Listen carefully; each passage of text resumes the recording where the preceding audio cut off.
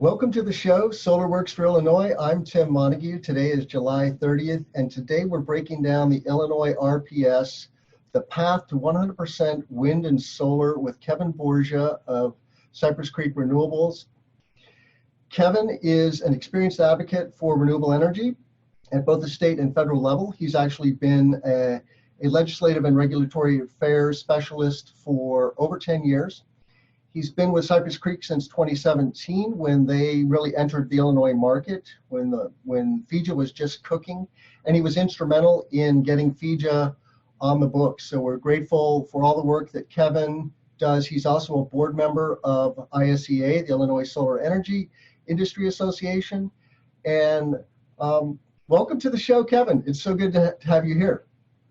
Absolutely. Hey, Tim. Thanks a lot. Thanks for having me.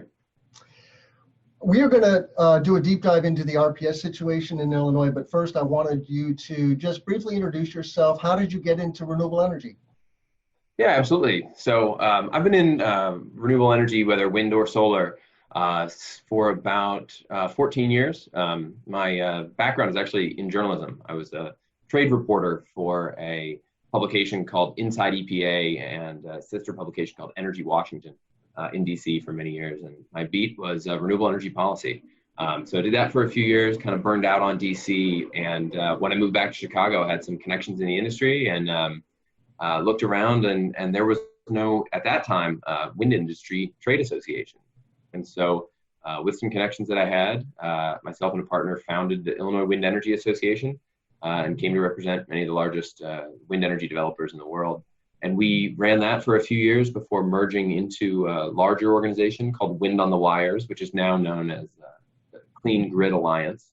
Worked on FEJA, worked on a number of other clean energy permitting and taxation bills in Springfield and regulations with the IPA and a number of other things over the years. And then made the jump over to Cypress Creek about 2.5 years ago now. And I've been working heavily on implementing FEJA and making sure that renewables are able to grow in Illinois, which is my home state, and been excited to be a part of it. Great. So what FEJA did is it laid the groundwork for getting back on track with our 25% renewable portfolio standard, 25% by 2025. And my understanding is that fuels about $200 million of incentives into the marketplace for both wind and solar. We're adding 2,800 megawatts of solar, 1,000 megawatts of wind. And lo and behold, about 6 months ago, we realized that the funding mechanism of FEJA was not going to get us to that 25% goal, and new initiatives were kicked off or were maybe already in the works, which you've been heavily involved with. One of those is the Path to 100, so we'd like to break that down and get a status report. But 25, 40%, 100%, that is the path that I see to 100% wind and solar. It's totally technically feasible, and many other states now, California, New Jersey, Hawaii, New Mexico, many states have developed 100% RPSs. So what's your take on the RPS generally, and what is the path forward? Yeah, absolutely. I think you hit on a couple of great points there, that we see a bunch of other states moving forward to 100% renewable energy, most recently New York, which in a lot of ways shares a lot of similarities from a market perspective to Illinois. And we saw the bill that just went through. It has a broader decarbonization goal as well. It's very comprehensive, and actually my colleagues at Cypress Creek are heavily involved in that as well. We're seeing this tremendous shift that I think a lot of us didn't think was possible, 10, 15 years ago. It's just the costs have come down so much. Both wind technology, solar technology, the technical expertise of integrating and interconnecting that, those levels of penetration. We've really just done amazing things over the past 10 years, right? I mean, brilliant engineers, have really been able to help make this kind of stuff happen. And so, Illinois is a reflection of that, right? We passed the Future Energy Jobs Act, or FEJA, as you said, in 2016. And there's been a lot of growth coming out of that. I think the numbers actually that you quoted are low. I think one interesting thing about the experience we've had under FEJA is that typically on the utility scale, wind and solar side, the costs are far lower than we even expected. And so the IPA has actually gone further than the specific new build requirements in the legislation and have procured, I believe, more megawatts, significantly so, of utility scale renewables than were even mandated specifically. So we're seeing that kind of growth happen. If it's not 2,800, what is that number now in your mind? I'm not sure, but it's beyond that because of the way that the ICC directed IPA to do more utility scale procurements instead of just spot rec procurements. So we're seeing a greater growth. I don't know the number off the top of my head, but it's definitely larger than we're going to see, larger than the 2,800 megawatts of solar. Just so people understand, in FEJA, it really designates recs, not megawatts. And so right. That's one of the challenges is they're really all about putting recs in the marketplace. So one rec is 1 megawatt hour of electricity and from renewable sources, wind and solar primarily. But so we have this goal of a 25% RPS. It was broken for years, just kind of limping along. We did see substantial wind growth in the last 10 years. Since I moved to Central Illinois, it's really exploded here in Central Illinois. And now we have a good spurt of growth going on in utility and community solar and DG, right? We've got those 666 megawatts of RECs in the market. Those projects are getting constructed or planned for construction. And then several other 100 megawatts of utility scale solar. Why is the path needed, and the path 100, and what exactly is the status of the path? And then I will put up the splash page for that website also, so our listeners can go there and take action, because that is vital. Yeah, absolutely. So, in the Path 100 bill, which is some legislation that was introduced earlier this year by Representative Will Davis and Representative Senator Bill Cunningham, introduced the Path to 100 legislation, which seeks to expand the RPS. Right, FEJA fixed, like you mentioned, those riddlesome technical challenges that were in the RPS before. FEJA fixed those, but it didn't go far enough. And what we need to do now, especially as we're seeing there you go. There's the splash page for the Path 100. We're seeing an increased need to go further. And so what the Path 100 does is it has a couple of key, it has a lot of detail in there, but I think among the key components is that it expands the renewable energy mandate to 40% by 2030. We need to go higher. And again, it's the path to 100. I mean, I think that the long-term goal there is to get to 100% renewable energy. Because like you said, that is feasible with existing technology, and as utilities get more comfortable with the technology, we're able to move that forward. We also work to increase the cost cap with the Path to 100 bill, ensure that there's enough money to provide the kind of growth that we need to see and that we want to see to address climate change in Illinois. And there's a number of programmatic reforms about how the program is rolled out, how it's managed, things like that. There are provisions related to interconnection and how to make the interconnection process more smooth and transparent. And then there's some provisions on jobs and hiring. We need to make sure that we're creating equity and creating diversity in the workforce in the solar and wind industry. And there are some provisions in there that specifically do that. So those are the key things that we're looking to achieve with the Path to 100 bill.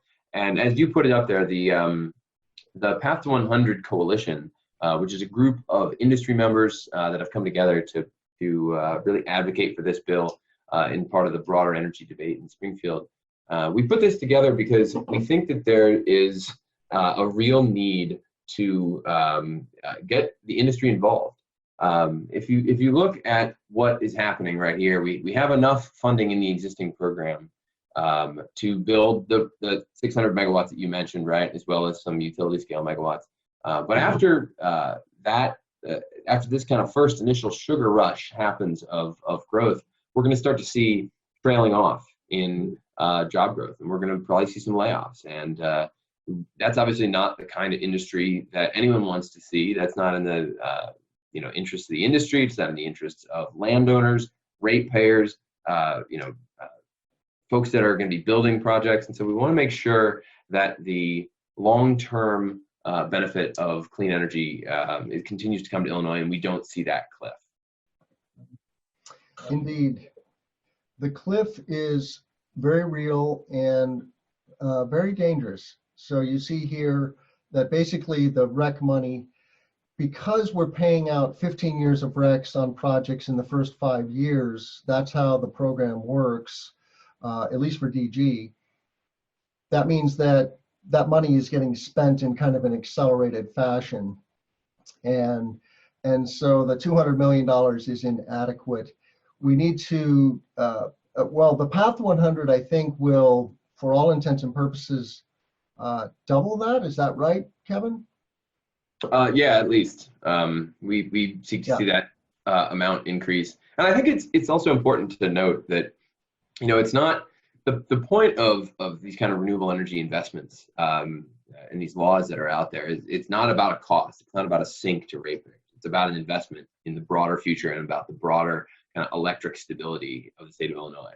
And so, I mean, when we look at the requirements that are in the law, and we talked about this a little before, it's about the broader ratepayer benefit, right? Because ratepayers benefit from renewable energy in a variety of ways. Primarily that once the projects are built, we build a bunch of wind, we build a bunch of solar, the costs are known, those costs get amortized over several years by the private sector, and then the fuel is free, as we know.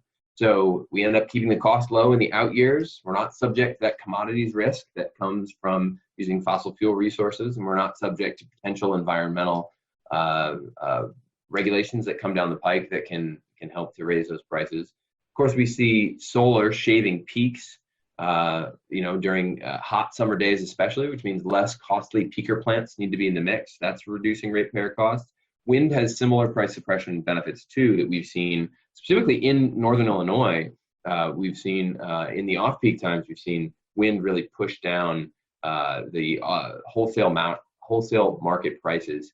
And there's actually an IPA study from back in, I think, 2011, 2012, that showed that just the amount of renewables we had on the system then, which is, I don't know, probably less than half of where we are today, reduced wholesale market prices by about $177 million. And that same dynamic continues to specific number off the top of my head. But we think that is some of the real benefit that comes from renewables. And then, of course, we haven't even talked about reducing the externalities from pollution, right? I mean, the reason that we're building renewables is because it's healthier for all of us, and it's healthier for the planet, and we're addressing climate change. And a simplistic analysis of power prices doesn't often capture those externalities. And so, we're able through the Path to 100 bill to ensure that we're reducing those prices and providing those benefits to ratepayers in addition to all the other jobs. But the last thing I'll say on this is that we do have a safety valve in there to make sure that no matter what, those upfront costs of building renewables are not going to increase the cost more than about $1.77 per month for the average ratepayer in Illinois, and so over existing law. And so we think that is a real protection that's going to allow the kind of growth and the kind of benefit that we need without leaving ratepayers exposed to potential increase. Let's talk a little more about the major benefits of this legislation, whether it's FEJA or the Path to 100, jobs, the environment, and ratepayers, and then just a little more about the grid. You can think of the grid as a gigantic machine. It's powered by things like coal burning power plants, natural gas burning power plants, nuclear power plants, and now wind and solar power plants. And the goal is to have a resilient, reliable, safe, and healthy grid. And now that renewables are cost competitive, and we see this not only across the US, but across the globe, where even renewables are replacing peaker plants. So wind, solar, and storage is being used to replace gas peaker plants. Of course, coal power plants are being shuttered in droves, and that's just pure economics. NIPSCO announced they're going to shutter their coal fleet in Indiana in the next 10 years because of the economics. It's not because they necessarily want to green the environment or green the grid. They just want to make money and do that in an efficient manner. So Yep. what does the renewables industry in Illinois spell out for jobs and the environment? Sure, absolutely. So specifically, the Path to 100 bill, which is one of many proposals out there to expand clean energy in the state, would work to, again, see the kind of growth that we talked about earlier. But under the projections that we have, getting to 40%, we'd create about 21,000 new jobs. That's about $2.8 billion in new property taxes for landowners that lease their land, generally farmers, but others too, that can lease their land to new wind and solar projects, providing almost $2 billion in landowner payments to those individuals. And I apologize, I misspoke there. $2.8 billion in new property taxes and $1.95 billion in landowner payments over the 20 years. So, excuse me about that.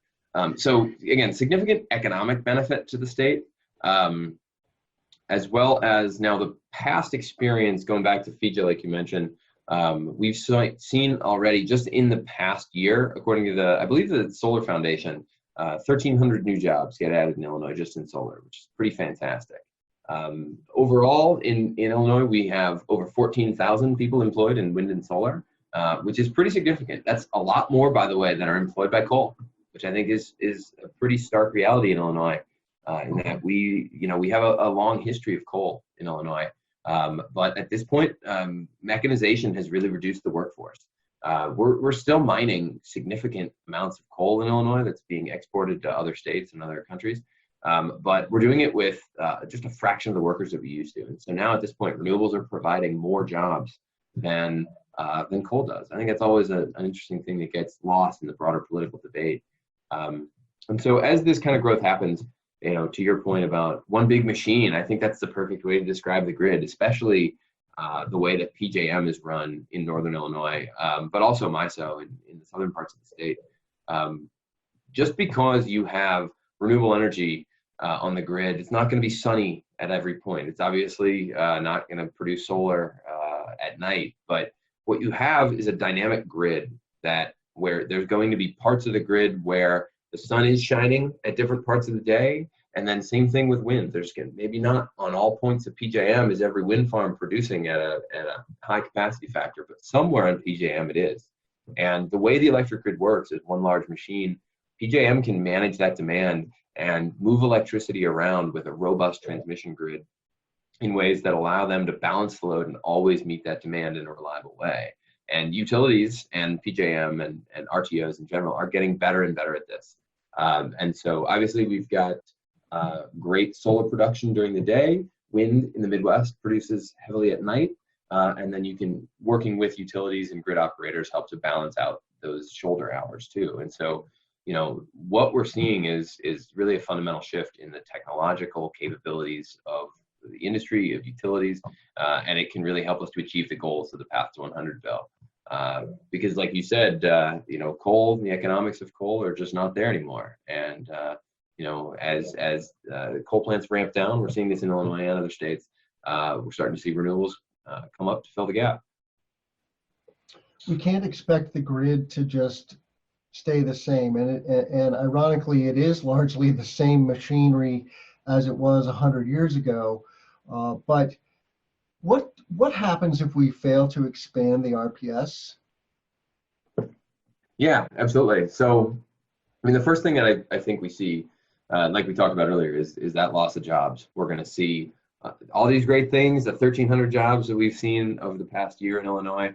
We're going to see some of those go away. We're going to see some layoffs that unfortunately happen, and we're not going to have that kind of continued construction that I think we all want to see. But more importantly, I think we forget about this because the impact isn't directly in front of us. It means that we continue to contribute to climate change by burning fossil fuels. And any increase that we can have, whether it's 25%, 40%, 100%, is going to have a material impact on our environment. We're going to have cleaner air. In addition to all the economic reasons that I described, we're also going to have cleaner air and far less contribution to climate change. And I think that we often don't think about this in the broader context, but Illinois is approximately the world's 20th largest economy, if it were its own country, in terms of GDP. And so moving to clean energy is a big shift with global ramifications. And obviously, the higher the energy percentage, the higher the impact. And so, when we think about things in that global context, it really does become a kind of think globally, act locally kind of a thing. And that's really what Path 100 is all about.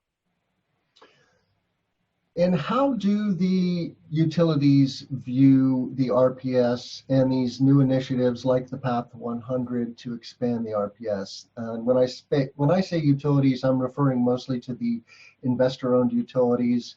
In Illinois, we have ComEd, Ameren, and what is the third? Mid-American. Mm-hmm. Yeah, and ComEd and Ameren are the vast majority of the load in Illinois. And we've had our differences, I think, as an industry with ComEd, and Ameren, but they're implementing the law fairly and effectively in ways that we don't necessarily see in other markets. I'm not going to name any names, but there are certainly some utilities that are quite recalcitrant to adopting renewables, or quite resistant to adopting renewables that don't directly benefit their bottom line. And so, again, I'm not to say that there aren't differences, but our utilities have been implementing the law in ways that are going to allow renewables to grow. There's always ways to improve, and there's those ongoing discussions happen, both with the companies and the utilities directly, as well as with lawmakers. But we see our utilities moving to interconnect higher percentages of renewables because they understand that it can benefit their ratepayers and benefit their own bottom lines if it's done the right way. How has that played out for Cypress Creek in particular in terms of interconnection? When you build a solar facility, you have to get permission from the utility to interconnect it to the grid. And especially if you're talking small utility like community solar or utility scale, that can have an impact on that infrastructure. So it's taken very seriously. But how has that process been for Cypress Creek and other developers? Sure. So I don't want to speak for others. I think in terms of Cypress Creek, we've been working with both utilities to interconnect a large number of projects. Cypress Creek came out of the Illinois Power Agency's lottery, and this is public data. We won 17 community solar projects, and we've been moving forward to interconnect those over the past couple of months since the IPA's lottery. And we've been working with the utilities, and it can be a bit of a mixed bag.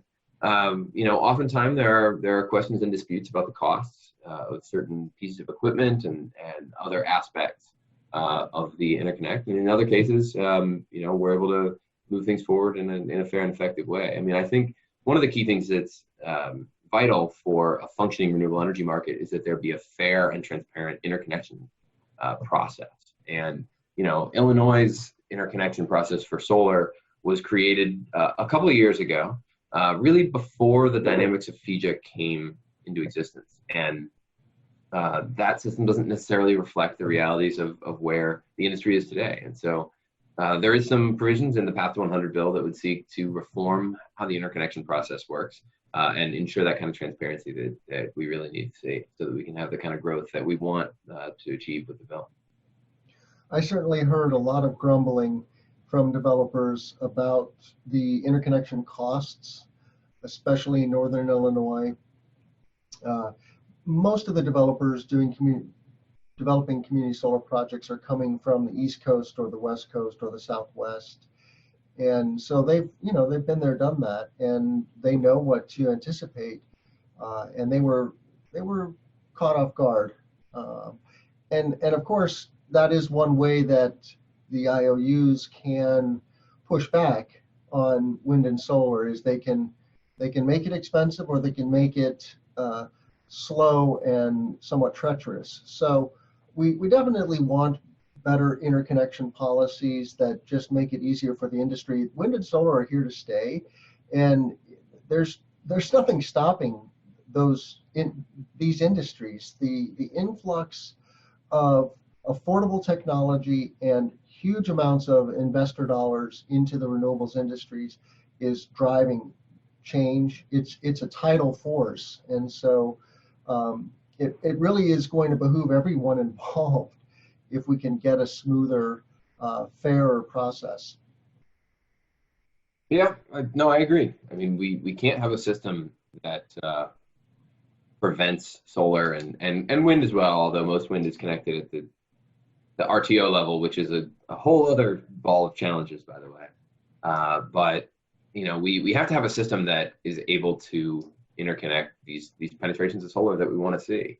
And I think like some of the experience that we saw over the past few years of high costs and other things, to some degree was a function of the program design itself under the RPS. I mean, we had a lottery instated that the whole notion of a lottery was the only way to increase your market share in Illinois was not to develop the best projects or the lowest cost projects or the first projects. It was develop the most projects, right? That was the way. It was just became a numbers game.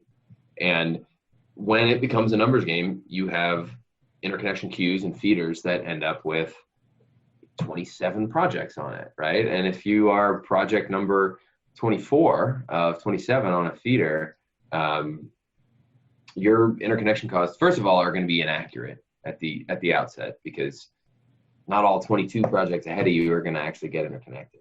And so as a result of that, though, you might end up with very, very high costs, or the utility, because of the way the interconnection system works, says, well, this substation is at capacity, so you're not going to rebuild the substation. So what we're going to do is we're going to drive a different feeder line 12 miles to a different substation, right? You pay for every foot that wire, and obviously that can start to increase costs too.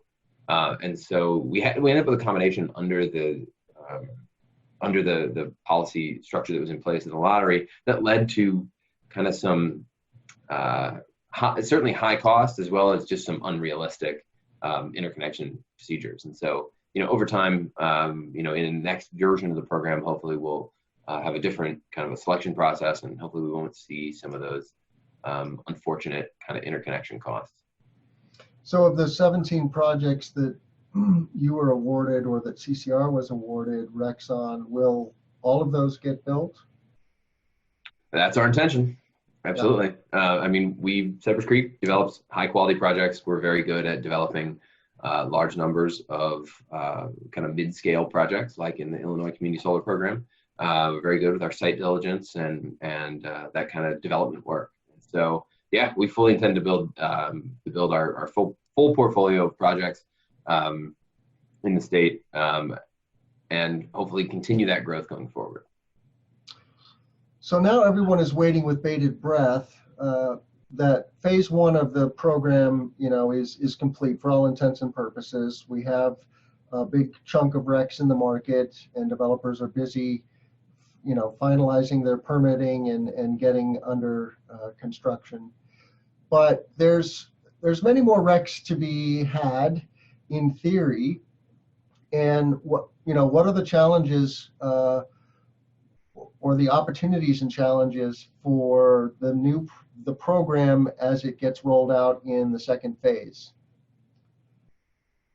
Yeah. I mean, I think I already said it, and this is probably no surprise to anyone that's probably watching this podcast or webcast, but not a lottery is probably the best thing that can ensure a more functional program in the second phase. The lottery was chosen because it was kind of the least bad option that was floated during the development of the first phase of the adjustable block program. But like I said, the lottery ended up causing a lot of problems and added significant uncertainty and risk to the industry, and that's really not good for any business. And so, what comes next, I don't really know specifically. I have some different thoughts.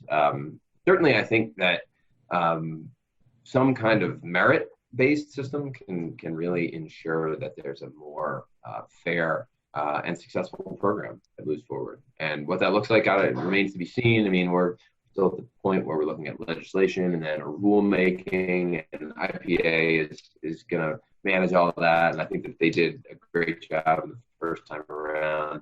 But we'll begin the process all over again. That one way to reduce uncertainty and get the highest quality projects is really come up with something that's not based on random chance, that's for sure. We have some questions from our audience about lithium-ion batteries. Are there recs or incentives in the Path 100 legislation or other legislation that's coming that will incentivize the advent of more storage in Illinois?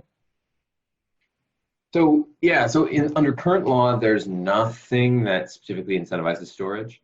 In the Path 100 bill, we look at a study on storage to try to figure out what the best ways are to roll out and expand storage. I think that there are some other proposals that are out there. Like I mentioned, Path 100 is one of multiple pieces of legislation that was introduced this spring session. Our allies in the environmental community introduced a bill that they call the Clean Energy Jobs Act, or FEJA. Their bill has some other policy prescriptions that can enhance storage and move that forward. I don't claim to be an expert on the electric storage. I mean, I think what we're seeing is that the cost of that and the technology is growing at an unbelievable rate. And so, that's certainly going to be part of the mix. But under current law, there's nothing that specifically incentivizes that. But that's something that I think the legislature will hopefully tackle over the next couple of months here. We are doing a small number of behind-the-meter battery projects. And, when you pair solar and storage, you can take the ITC, the investment tax credit on that storage asset. But unless you're a manufacturer, that's trying to avoid outages or brownouts or something like that, that gives you a significant benefit.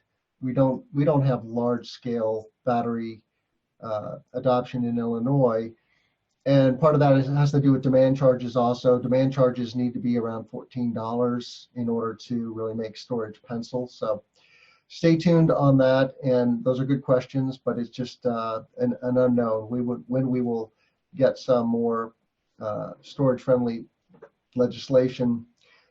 We are going to wrap up here at 12:40 so that Kevin can get on to another meeting. But a couple other questions here for you, Kevin. What is being done to ensure geographic distribution of solar across Illinois? Yeah, a great point. I think that the first version of the program was successful in distributing renewables across the state. We've got a significant amount of growth that's happened. Vote Solar did some great info on this. I think it's over 50 counties are getting either a community solar project or a commercial industrial project. And again, don't quote me on that exact number, but it's over 50, which is about half of Illinois counties. A lot of that are rural for community solar, especially. So that's great. So we're seeing a diversity geographically just across the whole state, which I think is fantastic. What we haven't seen in Illinois, though, is growth in community solar in more urban areas. We've seen residential solar, we've seen commercial industrial installations, but we haven't seen as much of that in urban areas. And so, I think that one of the things that'll be part of the Path 100 kind of legislative negotiations that happen is we'll see some additional incentives that can bring more into urban areas.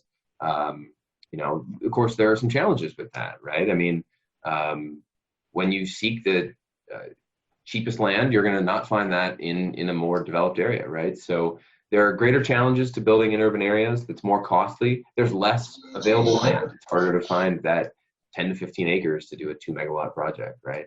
And then, of course, you have greater permitting. Building in a rural greenfield is going to be an easier permit to get than something in a more urban area, something perhaps on a brownfield. So, that's one thing that can work to make sure that we're kind of growing renewables across the state in our urban and rural areas. I do think that one thing that we can do, one thing that's already an inherent benefit of the existing community solar program is that there are not proximity requirements for where your subscribers can come from for community solar. So it doesn't matter if a project is located on the far western edge of ComEd's grid near the Mississippi River.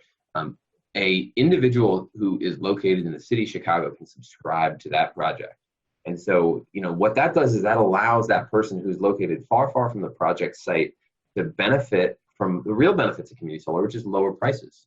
And so that's a bigger impact, I think, on that individual, myself, who lives in the city of Chicago, than having community solar project in my neighborhood. Now, granted, it's a great symbol to have in your neighborhood that you've got a community solar project, but in terms of the direct economic benefit, Illinois' program is actually already well set up and well established to ensure that these benefits are broadly distributed across the state.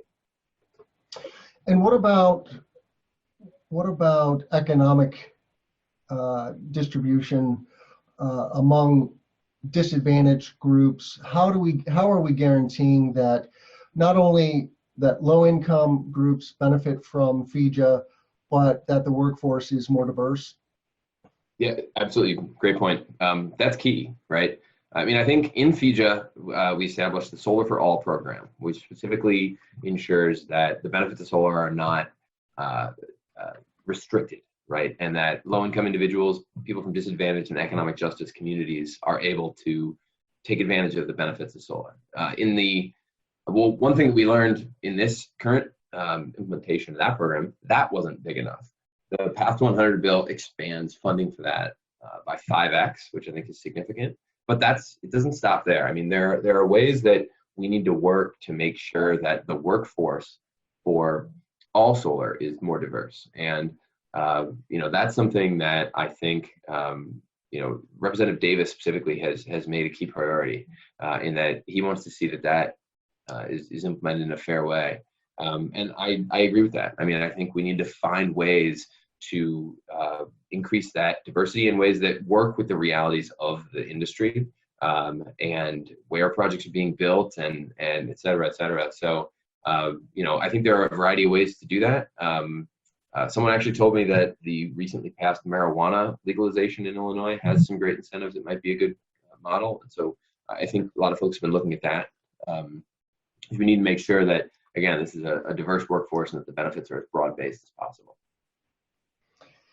But when you think about the number of community solar projects, there's 100 of them that have won RECs, and the fact that those are coming to 50 different counties, that's pretty good diversity geographically. Yeah, it is going to be a challenge for always to break into urban settings with these. A community solar array could take 10 to 20 acres, so you don't necessarily have that. Although there are some brownfields that are being looked at in inner city Chicago. I know Amoresco is developing some brownfields with 1 megawatt community solar projects in the city of Chicago. So yeah, and you could end up with some stuff that's a little bit smaller sites too. That's definitely a benefit as well. I want to point out that we have some great guests coming up on Solar Works for Illinois this late summer, early fall. In September, on September 17th, we have Jonathan Roberts, who's Vice President of Development in the Midwest for Soltage, a developer from New York. And then in October, and maybe we can touch on this briefly, Kevin, we have Rob Davis, Director of the Center for Pollinators in Energy at Fresh Energy up in Minnesota. We're going to talk about pollinator and wildlife-friendly solar farms in the Midwest. What can be done to make solar farms more environmentally friendly? Yeah, no, I'm glad you asked. And I look forward to your conversation with Rob Davis. I'm a big Rob Davis fan. He's got a great TED Talk that's really enthralling, I think. To your point, like, how can we make sure that it's environmentally friendly? And I think that solar is all about, well, I'll say it this way. We all got into this business because we care about the environment, and we care about the broader kind of ecology of where we live, right? And, part of building solar can ensure that land is treated as well as possible. And so the key thing that can be done, and Cypress Creek has been heavily involved in this, is that we work with native plants. We plant native plants, ground cover on the site. We're not using gravel more than we have to for access roads and things. We're planting native plants, and with that, you can ensure better drainage. You're getting better aeration of the soil. As part of that, you're getting better organic matter in the soil, less runoff. And then, of course, during the life of the program, we're not going to be dumping fertilizer into that prime farmland. We're not going to be contributing to that dead zone that exists in the Gulf. And I think that that's one of the ways that the Illinois RPS can specifically have bigger impacts than we think about, right? Because it's all global impact. And so, Illinois is a major contributor to that dead zone through the use of fertilizers, and we can ensure by using less, just a tiny bit with solar, right? I mean, solar's not going to take up that much farmland, but it's just that much less fertilizer that's dumped in the soil. And so at the end of the project life, we're going to pull up the stakes. We're not, as you know, we're not using a lot of concrete on our projects in Illinois. And we're going to leave the land better than we found it. And I think that that's a real benefit of solar. It often gets neglected. And that's before you even start to talk about other things that you can have on the site, like pollinating. You can have beehives, you can have other things. That is of special importance because pollinating habitat is hard to find. There's not a lot of other opportunities like that. It's especially important in some of our more diverse agricultural economies like Michigan. And so Cypress Creek has done a lot of great work on the pollinator side.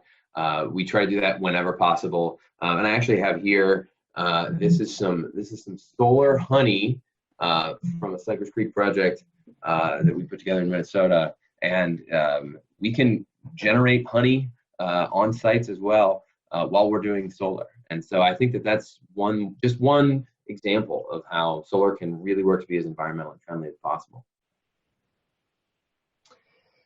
That's awesome. Solar honey. And I just want to point out that we have created a working group here at Continental with a group of environmental engineers and ecologists and developers to up our game industry-wide on pollinator-friendly and wildlife-friendly solar. So check that out at seco.com/pollinators, and please do join us in October for the Rob Davis event. That's going to be very insightful. Well, Kevin, thank you so much for your time. We are all out of time, unfortunately, and all of our participants can simply email me if you have additional questions. I'm happy to answer them, and if I can't, I'll get those to Kevin, who is our policy expert at ICEA and Cypress Creek Renewables. Thank you so much, Kevin, and thanks everybody for joining us today.